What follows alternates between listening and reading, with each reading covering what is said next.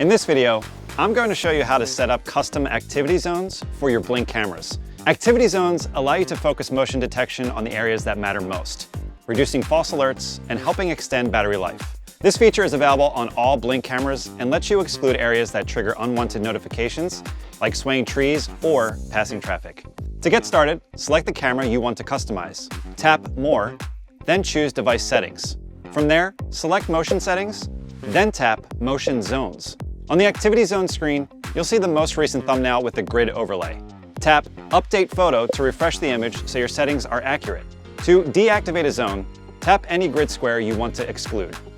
Selected areas will appear grayed out and will no longer detect motion, even if movement occurs. In this example, a tree branch is set as an inactive zone, since outdoor movement like this can cause unnecessary alerts. Once all inactive zones have been selected, tap Done. To clear all zones and start over, tap Reset Zones.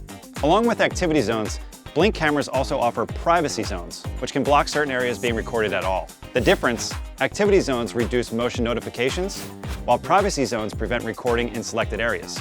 Thanks for watching. For more helpful tips, check out our other videos or visit blink.com.